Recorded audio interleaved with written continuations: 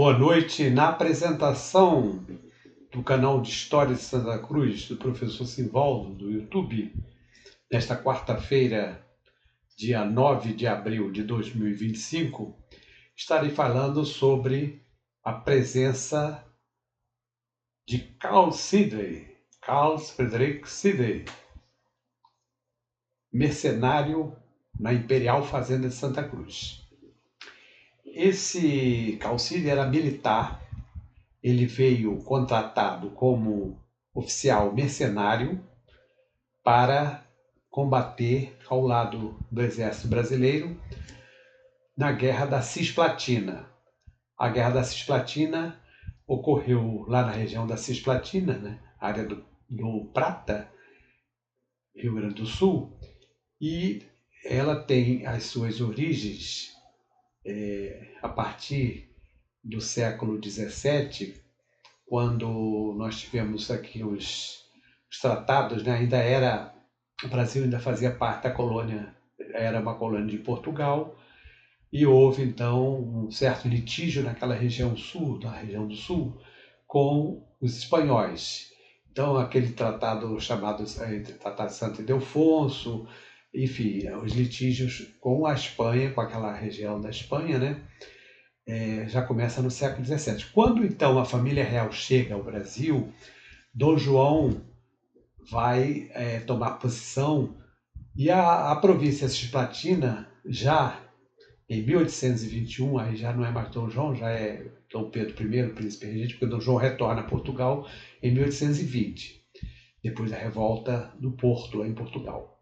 Foi uma exigência que ele retornasse a Portugal.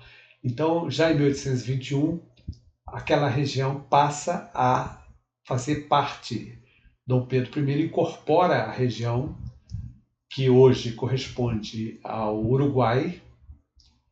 Ela é incorporada como província cisplatina, quer dizer, mais uma província.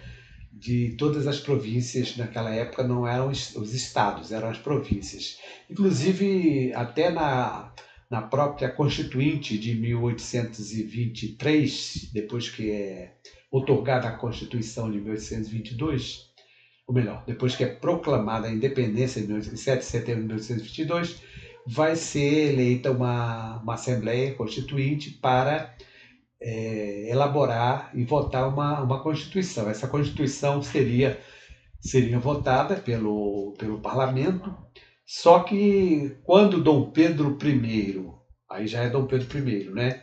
Quando ele soube que os constituintes, os deputados constituintes estavam elaborando uma Constituição bastante liberal e que, de certa forma, ia cercear os poderes, o chamado poder moderador, poder do imperador, então ele vai mandar fechar abruptamente, né, a Constituinte. Inclusive tem até uma revolta, enfim, tem uma série de episódios contados na história, até os irmãos Bonifácio, os irmãos Andrade, José Bonifácio, os irmãos dele vão ser presos. Era um braço direito, José Bonifácio, né, foi até chamado o patriarca da independência, porque ajudou muito Dom Pedro I. Mas ele vai ser preso, enfim, vai ficar uma situação completa, né? Mas aí eu estou abrindo esse parênteses para dizer que a província da Cisplatina também fez parte da Assembleia Constituinte. Mas então, e o que tem a ver o Carl Sidney com isso? É porque quando aconteceu a independência do Brasil, o Brasil separou-se de quê? De Portugal. E nosso exército, até então, era um exército ligado a Portugal. Era um exército da colônia, nós éramos colônia, fazia parte de Portugal. A partir do momento que Dom João retorna para Portugal e que nós temos aqui um príncipe regente que não estava sendo aceito pelas cortes portuguesas, que inclusive eles queriam exigiram, né, que Dom Pedro retornasse. Então a situação começa a complicar. Quando então proclama a independência, aí piora mais ainda, porque nós não tínhamos o exército era o exército português. Tanto que, por exemplo, Manuel Martins de Couto Reis, ainda no finalzinho do governo de Dom João, ele foi nomeado, ele chegou a ser nomeado por um alvará régio, nomeado o ministro da Guerra, mas ainda seria vinculado ao governo português. Só que, como ele vai aderir à independência, ele vai estar do lado de Dom Pedro, ele não vai aceitar, mas ele foi, o Manuel Martins de Cortês, depois superintendente da Fazenda, ele foi, chegou a ser nomeado, tá? Como ministro da Guerra, naquela época, ministro da Guerra. Só para vocês terem uma ideia da situação que estava, né? Então, nosso exército, nós não tínhamos um exército. Quando começa a Guerra da Cisplatina, seria preciso então que nós tínhamos forças, né, ainda que começaram a ser formadas, mas ainda não era aquele exército preparado. E por isso o governo do Dom Pedro I, né, vai contratar mercenários, principalmente mercenários alemães, prussianos, que vêm para o Brasil, muitos deles, cerca de 200 militares, mais até do que eles, e um deles é exatamente o Calcídio. O Calcídio vem como tenente, depois ele é promovido a capitão. Ele, inclusive, aparece em algumas citações de historiadores como sendo oficial do exército brasileiro. Ele não era brasileiro, ele era alemão. E ele então vai participar da guerra como um mercenário. O que é um mercenário? O mercenário era aquele militar que é remunerado, que é pago. Ele vem trabalhar pelo exército de outro país. Isso, até um certo ponto, digamos assim, entre aspas, é uma coisa mais ou menos legal, porque o país aceita, né? Isso aí, no caso do Brasil, tinha que ter, era preciso, porque nós não tínhamos exército. Então, cerca de 20% do exército que vai combater na Guerra Cisplatina não é brasileiro, são alemães. E o Carl Cid vem exatamente para participar da Guerra da Cisplatina, mas ele vem com ambição muito maior, ele vem com a ambição de enriquecer. Diferente de outros viajantes também vieram com pensamento, né? Porque nós estávamos vivenciando aqui um novo país, uma nova situação, então muitos desses viajantes imaginavam que talvez pudessem tirar proveito. Por exemplo, o próprio John Locke. O John Locke era o que? Era comerciante. Ele veio com proposta de fazer comércio, só que ele não vai ser muito bem sucedido. O John Mao era um mineralogista, ele vem com o objetivo de fazer pesquisas mineralógicas, mas também com o objetivo de ganhar dinheiro, fazer fortuna. Agora, o Calcida é muito mais ambicioso, ele queria enriquecer, ele queria sair milionário, só que ele fica 10 anos, ele escreve um livro, 10 anos no Brasil, que é exatamente o título do livro, e o livro dele são 400 e tantas, mais de 460 páginas.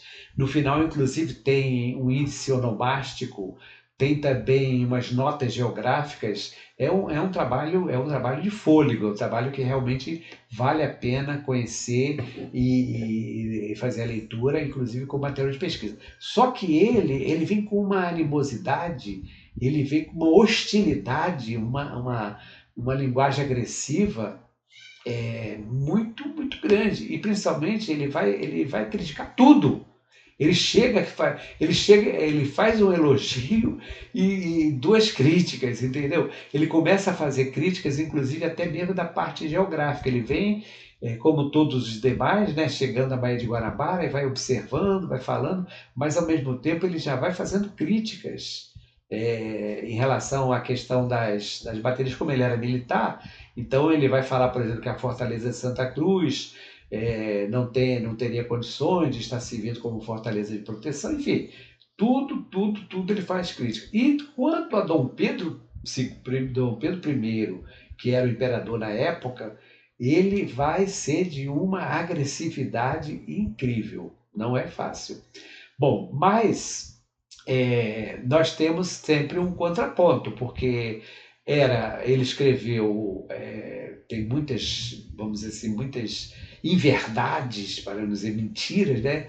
Ele fantasia bastante, mas também ele escreve muitas coisas que nós temos que levar em consideração. Por exemplo, ele fala a respeito dos escravizados. Por exemplo, quando ele chega no Rio de Janeiro, ele já num dos primeiros parágrafos do livro, quando ele fala sobre o Rio de Janeiro, ele já critica, ele já faz um comentário muito severo em relação aos escravizados que ele encontra ainda dentro do navio, embarcações todos acorrentados. Isso aí até eu vou da apresentação eu coloquei uma ilustração do Debré, que isso aí era comum.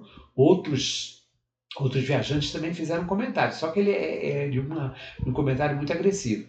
Inclusive, como eu já fiz um outro comentário aqui de uma outra oportunidade, o próprio Instituto Histórico e Geográfico Brasileiro rejeita o livro do Debré, na época que foi publicado, né? Exatamente porque tem imagens ligadas à questão dos escravizados acorrentados e presos e sendo açoitados. Bom, isso aí para vocês terem uma ideia. Então, quando ele faz essas críticas, quando nós pegamos outros viajantes, nós vamos ver que não difere, não é muito diferente de outros viajantes. Claro que tem alguns, como o próprio Debré, né? Como outro dia eu falei, o Debré chama os escravizados da Fazenda Santa Cruz, ele chama de cidadãos. Ora, falar em cidadãos para escravizados naquela época não tem sentido, né? E o Debré cita que Dom Pedro I deu carta de liberdade para todos os escravos, isso aí também não é a verdade. Então é preciso que haja um contraponto. E esse contraponto, essa ressalva, é feita pelo o Borba, né? O bibliógrafo que vai fazer a apresentação e vai falar exatamente sobre isso, ou seja, de que nós precisamos conhecer as duas faces, nós precisamos conhecer o que fala um e o que fala o outro, e nós aí, a partir desse conhecimento, a partir dessas informações, nós vamos tirar nossas próprias conclusões. Então, isso é muito importante que se leve em consideração. Então, a apresentação de hoje fala exatamente da passagem dele por Santa Cruz, que não é ele não descreve com muitos pormenores, porque é uma passagem rápida. Ele está seguindo pela estrada que vai para Minas Gerais e São Paulo, que é a estrada que todos os demais viajantes seguem, e vai passar por Santa Cruz, que ele chama de cidadezinha, né? Faz aqueles comentários bastante depreciativos em relação a Santa Cruz, que também, como eu falei, não é muito diferente de outros, como o próprio Barthius também vai fazer esse comentário, o Lucoque também faz esse tipo de comentário, né? E ele segue para Itaguaí. Agora, surpreendentemente, quando ele chega na vila de São Francisco Xavier de Itaguaí, ele já faz um elogio, quer dizer, é o único trecho, pelo menos de todo o livro, a parte toda que eu li, que ele elogia sem um pé atrás, porque todos os demais elogios que ele vai fazendo, ele sempre volta atrás e dá uma canelada, né? Então, ele passa por Botafogo, né? Vem por Botafogo, depois Quinta da Boa Vista, seguindo aquele percurso que todos nós conhecemos, Campinho e tal, e chega em Santa Cruz. Quando ele chega em Santa Cruz, ele fala exatamente da fazenda, das casinhas. Quando nós olhamos, observamos algumas gravuras, não a do Debré, porque a do Debré, como eu já tive a oportunidade de falar em outra ocasião, o Debré ele faz ele dá um colorido, um cenário bonito, colorido, não mostra uma realidade como, por exemplo, o nosso prussiano, o Eduardo Delbrand, que quando você vê o desenho, o esboço feito pelo Eduardo Delbrand e comparando com o Debré, nós observamos que as senzalas do Eduardo Delbrand elas são bem realistas, e o Debré já mostra um trabalho assim mais cenográfico, mais embelezado, mais romantizado. Então isso é importante. Quando nós observamos, por exemplo, a gravura do Thomas Ender, dos escravizados retirando água na fonte para levar para o palácio, nós observamos que a fonte ela está com o telhado todo quebrado. Ou seja, é um ambiente que não é um ambiente romantizado, porque Poderia, o Thomas Edison poderia colocar o telhado lá, é pintura, não é uma fotografia, né? Mas não, ele mostra a coisa real. Então, como é que nós chegamos à conclusão? Que não estava cuidado, não estava bem cuidado. Então, quando o viajante escreve isso com todas as letras, é importante que nós tenhamos isso em consideração. Uma outra questão também é o seguinte: o tradutor da obra dele é o Bertoldo Klinger. O Bertoldo Klinger era um militar, filho de alemães, ele nasceu no Rio Grande do Sul, entrou para o exército, depois ele foi para a Alemanha, fazer um curso na Alemanha, se especializou lá como oficial na Alemanha, retorna ao Brasil, inclusive o Bertoldo Klinger, ele vai comandar o 5º Regimento de Artilharia montado aqui em Santa Cruz. Por isso, tem algumas notas, quando ele apresenta, o Bertoldo Klinger apresenta as notas, baseado em, inclusive, em experiência própria, tendo em vista o tempo que ele esteve em Santa Cruz, comandando, e, como nós sabemos, o quartel de Santa Cruz fica bem próximo. Por exemplo, quando ele cita o aterrado de Itaguaí, que é a atual Avenida João 23, quando o Bertoldo Kling está comandando o 5º Regimento de Artilharia montado, acredito na década de 30, ainda tinha o nome de aterrado de Itaguaí, hoje é a Avenida João 23. Como já tive a oportunidade de falar, o aterrado de Itaguaí, porque é uma região muito baixa, né, quase no nível do mar, e muito propensa a alagadiços. E por isso é que eles fizeram um aterrado, porque ali passou uma linha de bonde, depois essa linha de bonde foi transformada em ramal ferroviário que saía. Ontem eu fiz uma apresentação sobre a Santa Cruz na época da Maria Fumaça, o ramal ferroviário que ia para Mangaratiba passava por ali, aproveitou o próprio leito do caminho do bonde de Santa Cruz a Itaguaí e ali passava a estrada de ferro. Quer dizer, fizeram um aterrado, né, elevaram um pouco, mas mesmo assim, quando acontecia da maré, a maré alta em Sepetiba, aquilo estava propenso a alagamentos. Pois bem, na apresentação de hoje, Carl Sinder, mercenário na Fazenda Imperial de Santa Cruz. Vamos fazer como sempre fizemos, né? Apresentando as imagens e fazendo um comentário, dando inicialmente uma apresentação relacionada com o vínculo dele com a Guerra da Cisplatina.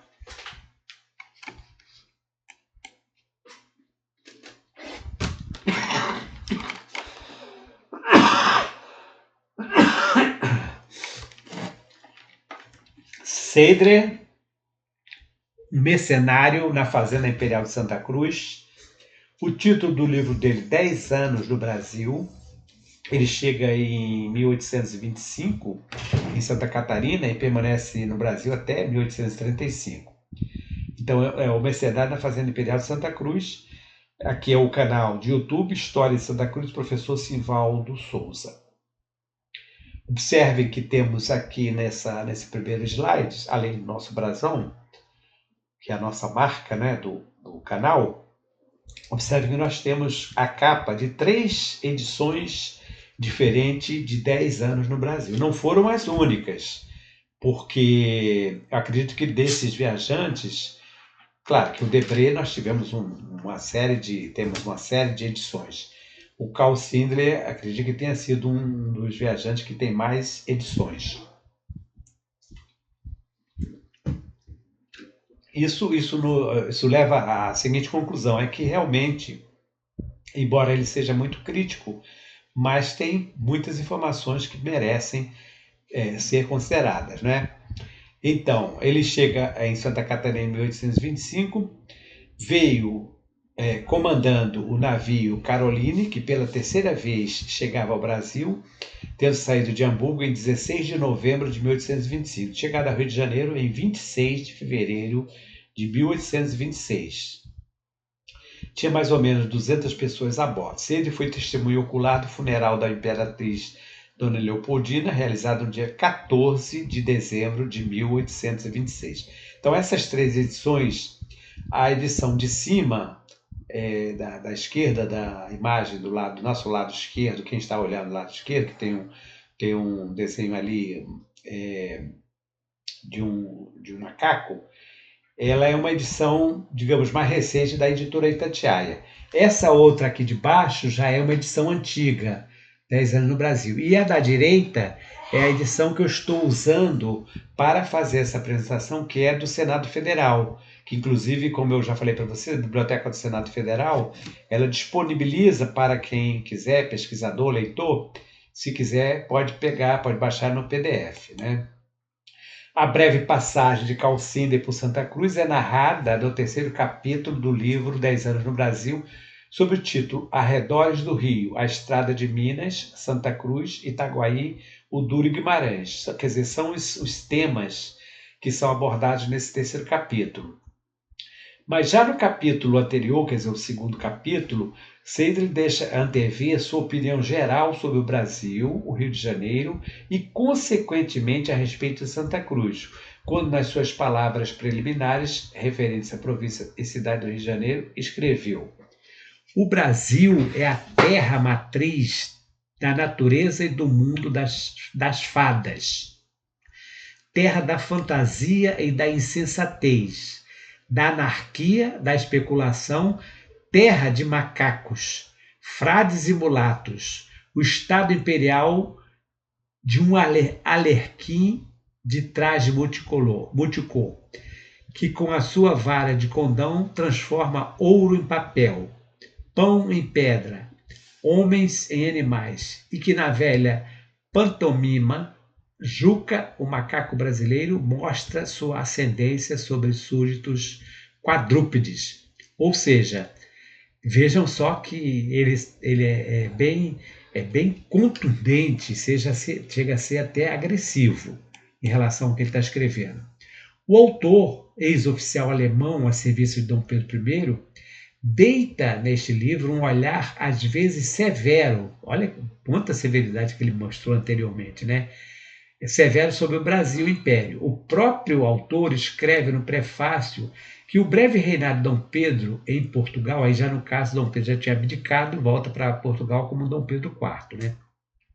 Sua morte súbita, a louca sofreguidão emigratória de meus patrícios, ainda não atenuada, o interesse histórico universal do decênio e o interesse político do dia, tudo isso me solicitaram fortemente a relatar, sem sonegação nem alteração em palavras simples, tudo quanto exatamente observei durante 10 anos na minha permanência no Brasil e a seu serviço. Quer dizer, esse texto dá bem a ideia de que ele escreve esse livro de 400 e poucas páginas, 465 páginas, nessa linguagem bem cruenta, bem, digamos, até agressiva. Aqui tem a folha de rosto, 10 anos no Brasil, e o texto que eu escrevi aqui, poderíamos também antecipar nossas opiniões sobre o misto de mercenário alemão e suíço, classificando-o como extremamente preconceituoso, racista, despeitado e talvez desinformado, porque tem muitas informações que ele escreve, muitas notas que não têm fundamento, né? No entanto, convém conhecer o que escreveu sobre o capitão alguém como o bibliógrafo Rubem Borba de Moraes, que eu citei na apresentação. Rubem Borba de Moraes, talvez o mais profundo conhecedor dos estudos, biografias e diários da maioria dos viajantes que aqui estiveram a partir do início do século XIX. Então, o Rubem Borba vai escrever com muita sensatez, com muita inteligência, sua apresentação sobre o livro e sobre o autor, sem deixar de mencionar que alguns dos viajantes estrangeiros deixaram seus escritos com o propósito de atacar, desmoralizar e criticar imparcialmente o Brasil. Rubem Borba de Moraes afiança que nem tudo que Calcídia anotou é mentira e animosidade. Então, isso é fundamental que nós tenhamos isso em mente, porque quem estuda história não pode tomar um partido a priori sem antes conhecer exatamente o que tem daquilo de veracidade, de verdade ou não. Entre os livros estrangeiros sobre nosso país, existem alguns que foram escritos mais com o intuito de atacar e desmoralizar que criticar imparcialmente o Brasil. Muitos já foram traduzidos e publicados e não deixaram de provocar, como é compreensível, uma certa reação da parte do grande público, nem sempre possuidor de serenidade e espírito crítico suficiente para ouvir uma opinião maldosa, analisá-la e destruí-la com argumentos sérios e desapaixonados. O próprio do homem superior, isento de complexo de inferioridade, é ouvir a crítica, mesmo infundada, sem se alterar. Muitos desses livros não deixam de ter o seu interesse. Nem tudo neles é diatribe. Há sempre muito ensinamento útil e, quando escrito no século passado, retratam usos abolidos, hábitos e situações posteriormente corrigidas. São documentos históricos que, comentados com critério, têm um valor muito grande para o estudo da nossa evolução. O livro de Carl Sagan cabe certamente nessa categoria. O seu autor, aventureiro alemão, vindo ao Brasil com o intuito de fazer fortuna rápida, aqui chegou, viu seus sonhos desfeitos. De volta à terra natal, escreveu um livro cheio de animosidade sobre o país que não o tornara milionário. Mas nem tudo no livro do Seidler é mentira e animosidade. Muita coisa há que, vista hoje em dia com perspectiva de um século, retrata a época tumultuada da formação da nossa nacionalidade. É preciso, entretanto, que seja criticado com conhecimento dos fatos relatados e traduzidos com exatidão. É o que foi feito nesta edição pelos eminentes general Bertoldo Klinger e coronel Paula Cidade, tão conhecedores dos assuntos tratados pelo ex-oficial alemão a serviço de Dom Pedro I, Rubens Borba de Moraes. Vejam que análise lúcida, que apresentação lúcida, inteligente, pertinente que o Borba de Moraes faz. É exatamente isso, porque quem faz a pesquisa, quem se interessa pela história, não pode, como eu disse, a priori, já ir fazendo a crítica. É importante analisar e verificar o que podemos aproveitar de verdade ou não. Então, nem tudo o que ele fala tem que ser considerado mentira, até porque o Calcida ele passa no Brasil, ele vem ao Brasil numa fase muito difícil, sob o ponto de vista político, econômico, social, cultural, porque vejam que é um período de transição entre a independência do Brasil e a abdicação de Dom Pedro. Foram muitos problemas, muitas situações complicadas, inclusive a própria morte da imperatriz, Dona Leopoldina, e a situação que envolveu, né, um aborto espontâneo, os maltratos do próprio imperador, a situação financeira, porque o Brasil estava, quando houve a independência, o Brasil estava endividado, teve que pagar uma fortuna absurda, absoluta para Portugal, pegar empréstimo dos Estados Unidos, enfim, muitas situações difíceis. Então, por isso, é importante levar em consideração o que ele escreveu. Carl Friedrich Gustav Seidler foi um viajante suíço-alemão contratado pelo agente dos assuntos políticos, Major Georg Anton von Schaeffer, para o exército imperial destinado à campanha cisplatina. Então, esse major, o Schaeffer, ele foi nomeado exatamente para contratar esses militares, tendo em vista, como eu falei anteriormente, que o exército não dispunha ainda de militares com técnica, com capacidade bélica, né? Então era preciso que tivéssemos aqui militares profissionais, e por isso é que eles vão contratar esses chamados mercenários, que são aqueles que vão ser remunerados, né? Aqui até a ilustração da capa do livro, esse livro que eu usei no Senado, que é Um Rico Habitante de São Paulo, realizado por Aimé Andréan, que é esse Antônio Noir, que veio em 1825. Ele esteve, o Calcide, em Santa Catarina no ano de 1825, veio de navio Caroline, pela terceira vez vinha para o Brasil, tendo saído de Hamburgo em 16 de novembro de 1825, chegado ao Rio de Janeiro em 26 de fevereiro de 1826, com mais ou menos 200 pessoas a bordo. Cid era o comandante do Caroline e Jacob Vetter, o capitão. Das 24 viagens efetuadas entre 1823 e 1827, com imigrantes alemães chegados ao Rio de Janeiro e destinados ao Rio Grande do Sul, esta era a 19ª viagem. Então ele ficava encarregado de trazer esses mercenários, né? O Cid foi testemunha ocular do funeral da imperatriz Dona Leopoldina, realizado na noite de 14 de dezembro de 1826. Ele estava no Rio de Janeiro, por isso que ele foi testemunha. Impregnados por ressentimentos, alguns relatos contêm críticas exacerbadas ao governo, ao povo, ao país, o que não invalida, contudo, a narrativa e tampouco subtrai a realidade dos fatos. Calcídio resolveu emigrar para o Brasil em busca de aventuras. Tornou-se tenente no 27º Batalhão de Caça do Exército e nessa condição foi deslocado para a fronteira entre a província de São Pedro do Sul, hoje Rio Grande do Sul, e a Banda Oriental, atual Uruguai. Palco de confronto entre o Império Brasileiro e a República Argentina. Marchas intermináveis sob a chuva, o frio, a fome, o suicídio de muitos soldados que não suportaram essas provações são imagens que se desprendem da narrativa de Calcídio, 10 anos no Brasil, sobre a campanha na região cisplatina. Um tratado de paz, engendrado pela Inglaterra, pôs fim ao conflito e, por fim, uma lei proibindo a presença de estrangeiros no serviço militar ensejaram ações para recebimento de soldos atrasados e pretensas indenizações. Os soldos foram pagos. Quanto à indenização, apenas uma pequena parcela foi concedida. A Cid, como para muitos outros, restaram o ressentimento por sua bravura não ter sido reconhecida.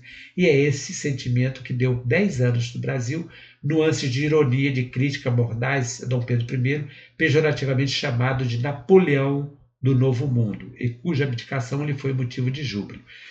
Então, em parte também, as reclamações, as críticas do Cid, né, está relacionada com a própria remuneração, porque não apenas ele, mas os demais militares não receberam o que era devido.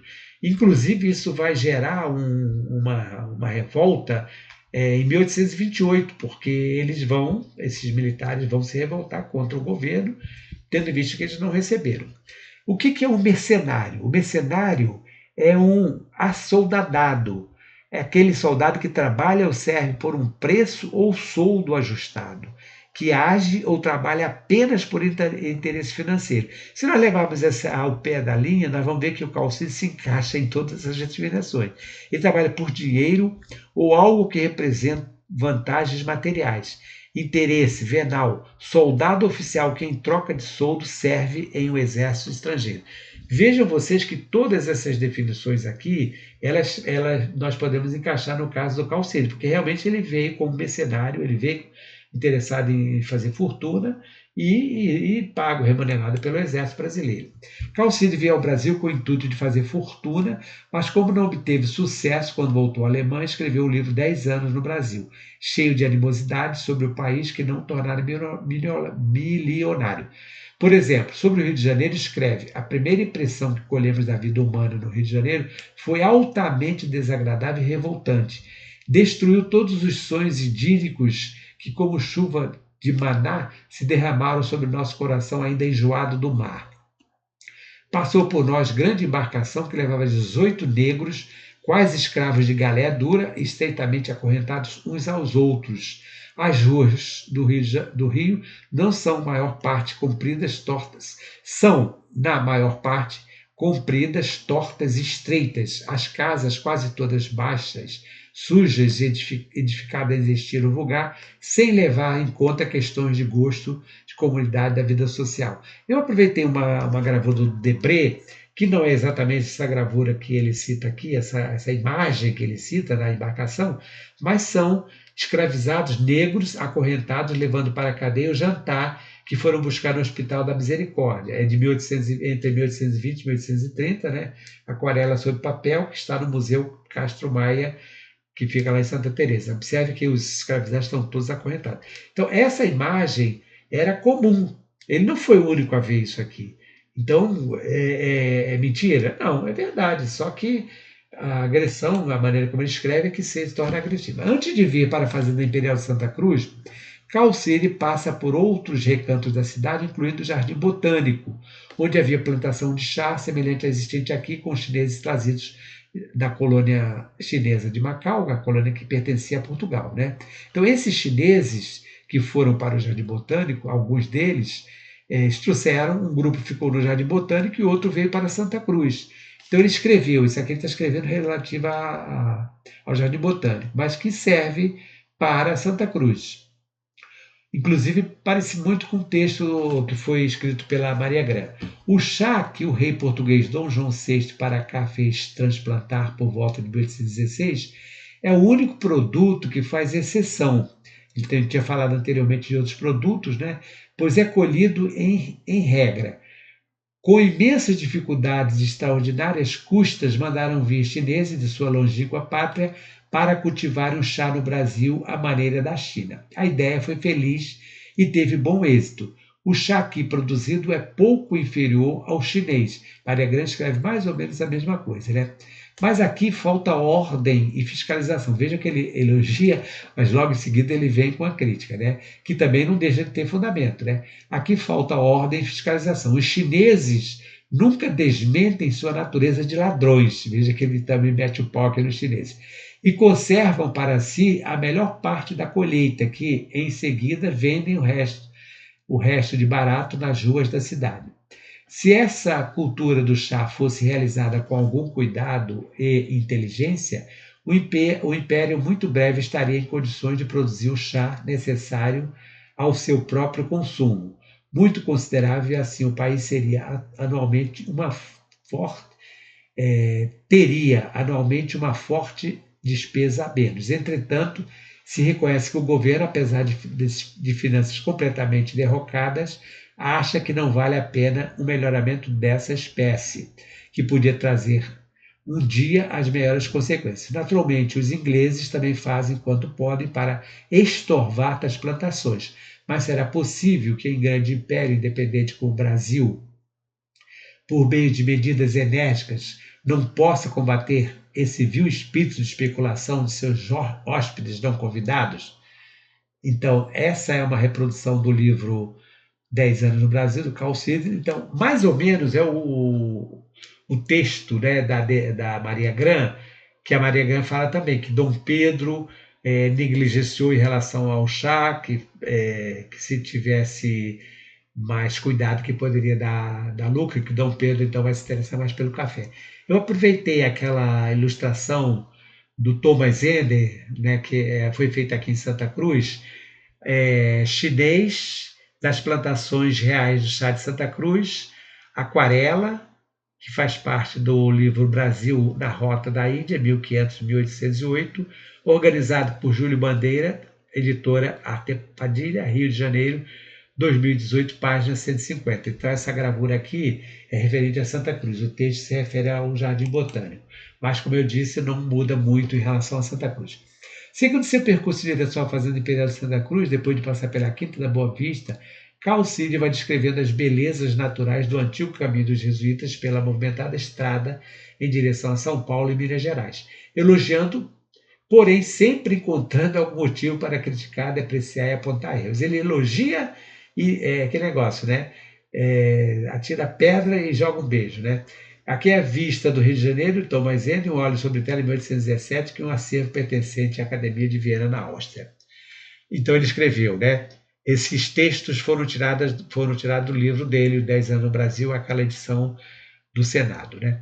Pelo sopé da colina corre a estrada militar que vai para o interior do país até a Serra dos Órgãos, distante de 16 léguas do Rio de Janeiro. Ela é extraordinariamente boa por uma terra como o Brasil, mas depois piora consideravelmente. Veja o que ele fala, elogia, mas depois Ele critica, né? A 2 léguas da cidade, ela se biparte, mas ambos os ramos levam a Minas Gerais. A estrada da direita está longe de ser tão bonita, larga e frequentada como a da esquerda, onde reina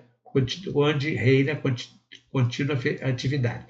Por ela viajam rebanhos de bois e ovelhas, porcos e perus, segue-se ininterruptamente mulas cargueiras com café, tabaco, algodão, toucinho e outros víveres negros a transportarem para a cidade leite, frutas, legumes e flores, cavalos e bestas ou destinados à venda ou a conduzir cargas, cavaleiros ou pedestres em busca de qualquer objetivo. Depois da Serra dos Órgãos, a estrada militar biparte-se de novo em uma estrada para Minas, outra para São Paulo. Na verdade, ele está falando aqui do antigo caminho dos jesuítas, não é? A 10 léguas do Rio de Janeiro, a estrada atravessa a cidadezinha de Santa Cruz. Veja que ele promove Santa Cruz, a cidade, né? Pertencente à grande fazenda do mesmo nome, com 4 a 5 léguas quadradas de área, a qual antigamente era propriedade particular do imperador, mas que agora pertence à nação, pois que o governo afirma que Dom Pedro adquirira por forma ilícita. O imperador tinha aqui um palácio bastante elegante que, por causa da caça, ele visitava frequentemente. Mais de 1.000 escravos, todos pertencentes a ele, estavam sempre entregues ao cultivo dos extensos campos. Também lhe competia tratar uma porção de cavalos, bois, porcos e aves.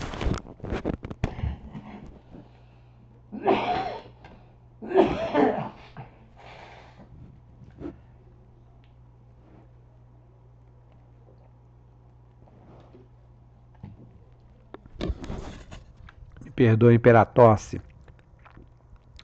O imperador tinha um palácio bastante elegante. Por causa da caça, ele visitava frequentemente. Mais de 1.000 escravos, todos pertencentes a ele, estavam sempre entregues ao cultivo de campos. Todos os produtos de Santa Cruz eram diversas vezes na semana expelidos à venda para a cidade e rendiam enormemente ao imperador ávido de dinheiro, que pessoalmente se ocupava com a administração dessa fazenda.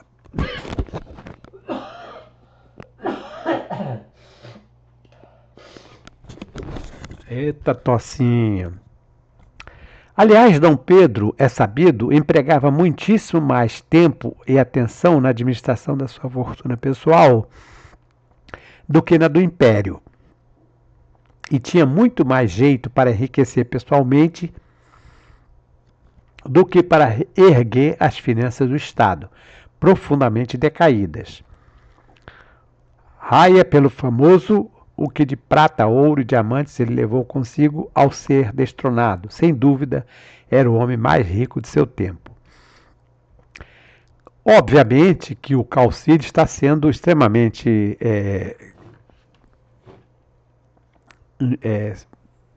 mentiroso aqui, né? Ele não está falando nada de verdade aqui. Oh, meu Deus, que tosse, hein? Mas o que tem aqui de verdade é o seguinte, é que realmente as finanças do Estado estavam decaídas, mas não por causa dessa situação aqui, que não procede essa informação de que o Dom Pedro estava enriquecendo, não procede. Aqui tem um recorte daquela gravura do Debré, mostrando o Palácio Imperial de Santa Cruz. A estrada, essa tratando de Santa Cruz, né, atravessa essa propriedade e custou aqui enormes dispêndios, porque sobe o solo pantanoso. Sobre o solo pantanoso, houve que construir em muitos pontos aterrados, de 6 a 8 pés de altura. Não obstante, quando caem chuvas prolongadas, a estrada fica tão má que os cargueiros atolam até a barriga da lama. A cidadezinha, mesmo não pode absolutamente ser chamada bonita. Consiste numa única fileira de casinhas baixas e mal construídas, geralmente penates de pobreza e desasseio.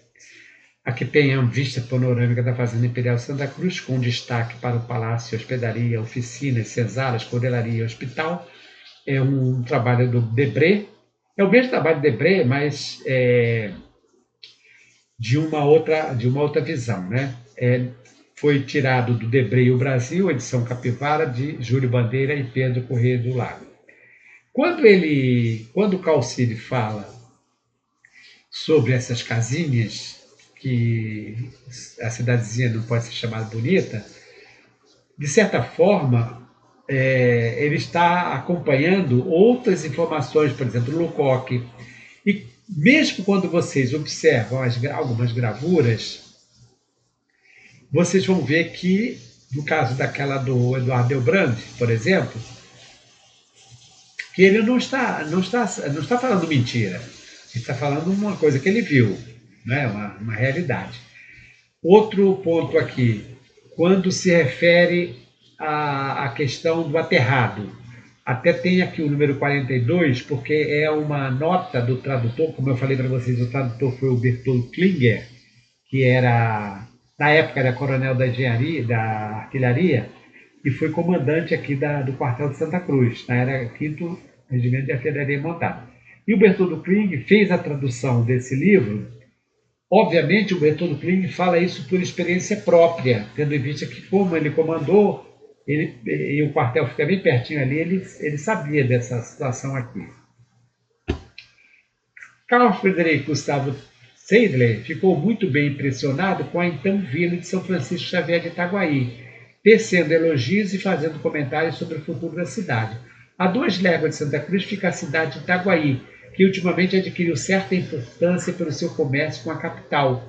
Antigamente, todo o café das províncias tinha que ser transportado por terra para o Rio, e eram 3 penosos dias de viagem para os cargueiros entre Itaguaí e a capital, mas agora transporta o café dessa maneira somente até Itaguaí, onde os negociantes aí estabelecidos o negociam e remetem por mar para o Rio de Janeiro.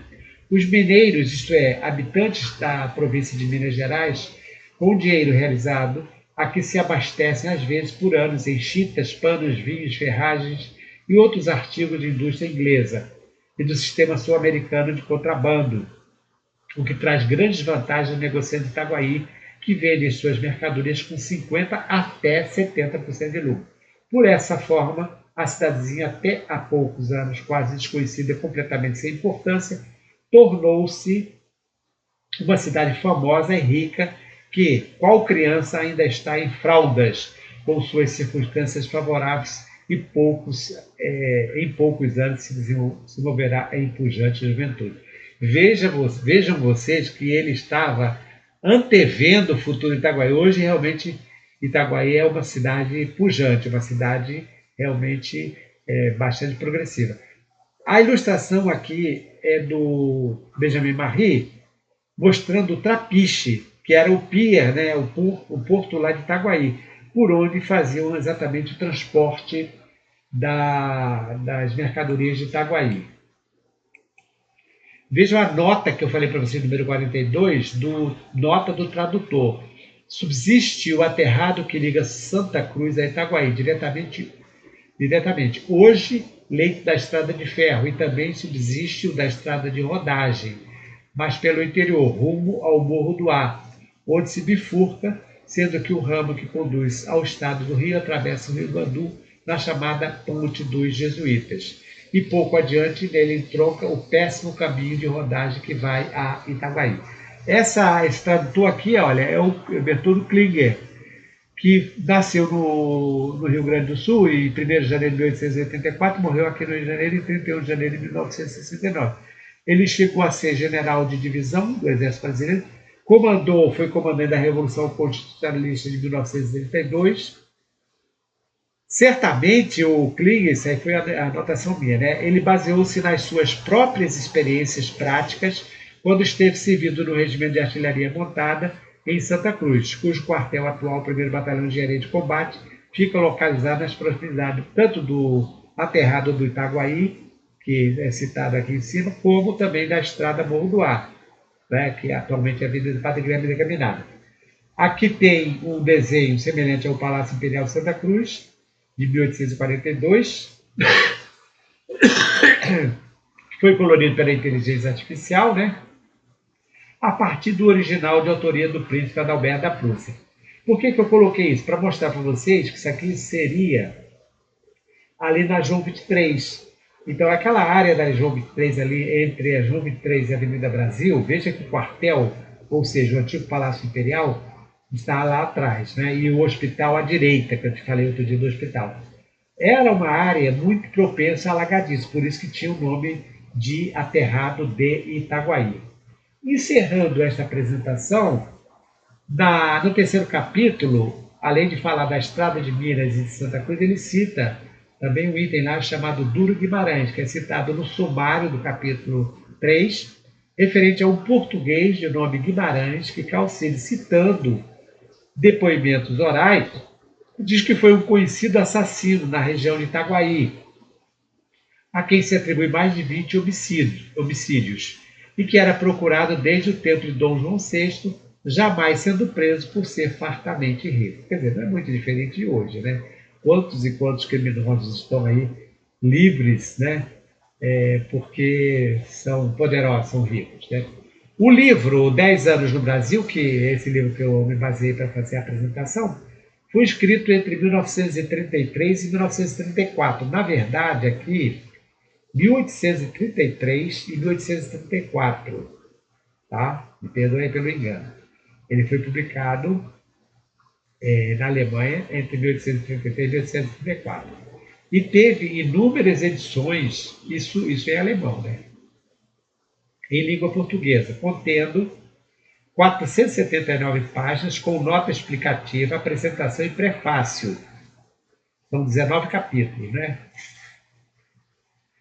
E ainda teve uma parte com notas geográficas e índice onomárquico, proporcionando ao leitor e pesquisador ótimo conteúdo bibliográfico para melhor compreender a narrativa do autor. Todos os textos aqui reproduzidos foram copiados da edição de março de 2003 da Biblioteca do Senado Federal.